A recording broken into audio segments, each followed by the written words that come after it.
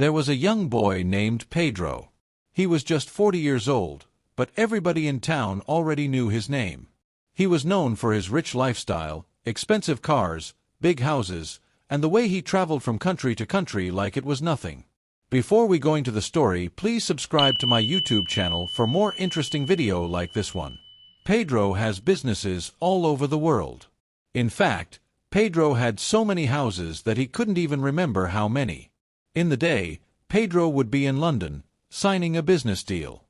At night, he could be in Dubai, relaxing in a big hotel. The next morning, he could be found in Paris, shopping for the most expensive clothes and watches. He never stayed in one place for too long. He lived fast, spent money like water, and always posted everything on social media. His Instagram and TikTok were full of pictures and videos showing him on private jets, throwing money in the air, buying drinks in nightclubs, and standing beside the biggest cars. Everyone thought Pedro was just a lucky boy who made it early in life. But very few knew the truth. Pedro was not a real businessman. He was a fraudster.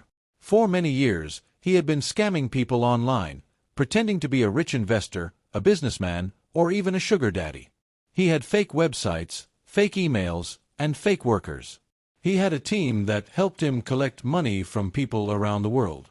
Some of his scams were so smart that even wise men fell for them. People lost millions to Pedro, but he didn't care. He only cared about enjoying his life. His motto was, "Live fast, die rich." But life has a way of catching up with people. One day, Pedro was inside a big airplane going to South Africa. He had just finished shopping in France and was going to see another of his girlfriends in Cape Town. As usual, Pedro was dressed in gold chains, designer clothes, and a wristwatch worth over 60 million naira. He was sitting in business class, and beside him was a calm-looking older man in a native outfit, reading a newspaper. Pedro didn't care who the man was. He brought out his phone and started making loud phone calls. He was talking to one of his fraud partners about a new deal. He used big words like crypto laundering, offshore accounts, and untraceable wallets. The man beside him just kept quiet and kept reading. After the call, Pedro turned to the man and smiled. "Sorry, sir, I hope I was not too loud." The man smiled back. "No problem. I understand business calls." They started talking. Pedro told him he was a tech investor, moving money across countries. The man introduced himself as Mr. Akeem. He said he worked in a government office but didn't say which one. They talked and even took a selfie together. Pedro thought nothing of it. He posted it on Instagram and tagged it, "Me and one cool old geezer on the jet." When the plane landed, they said goodbye. Mr. Akeem walked quietly away. Pedro continued with his lifestyle. One day he was in Lagos popping champagne. The next day he was in a big market buying gold. But he didn't know that Mr. Akeem was not just any old man. He was the chairman of the Economic and Financial Crimes Commission, EFCC. A few weeks later, Pedro packed his bags to go to the United States. He had a girl waiting for him there, and he wanted to go and celebrate her birthday in style. He dressed up, picked one of his best watches, and carried a small bag filled with US dollars. At the airport, he passed through security as usual. He smiled, showing his white teeth, and walked toward immigration. Then something strange happened. A group of men in red suits appeared. "Mr. Pedro, you are under arrest." He laughed. "For what? Do you know who I am?" They didn't answer. They showed him their ID cards. "EFCC. Please follow us." They took him to a private room and opened his bag. It was full of cash. Thousands of dollars. They asked him for the source of the money, and he said it was for business. They didn't argue. They put handcuffs on him and drove him straight to the EFCC headquarters.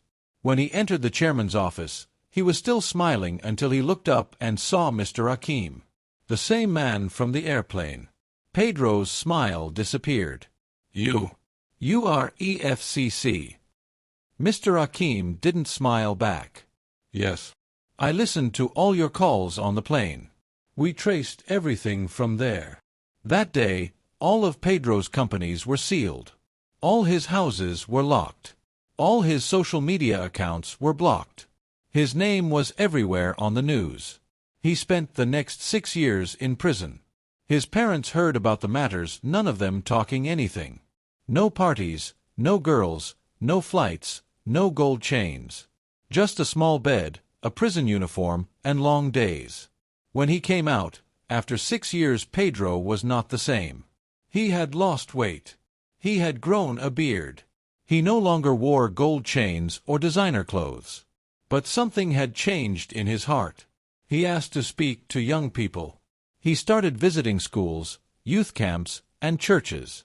He told them everything, how he started, how he fooled people, and how he fell. He told them, "I made a lot of money. I had houses, cars, watches, and clothes. But I had no peace. One small mistake, and I lost everything." He warned them, "Be careful who you do business with. Not every deal is clean. And not every person you sit beside is ordinary." I was smiling beside the very person who destroyed my empire. Pedro's story went viral. Many people started changing their lives. He wrote a book titled "Not Every Call is Safe." He also became a counselor, helping ex-fraudsters start small legal businesses. His final message was always this: real success doesn't hide in fear. If you cannot sleep at night because of your business, it is not success. It is a trap. And with that, Pedro found a new purpose. He may have lost everything, but he used his story to save others. And that, perhaps, was his true success. After, Pedro shared one last heartfelt message in a gathering of young entrepreneurs. He said, "To every young man and woman out there, especially those who think scamming and fraud is the fastest way to wealth, please listen to me. I have walked that road. I have slept in the best hotels, flown the best jets, and eaten the best meals. But today, I know that peace of mind is better than luxury. No matter how smart you think you are, the truth will find you one day." Lesson 1. There is a way that seemeth right unto a man, but the end thereof are the ways of death. Take it or live it.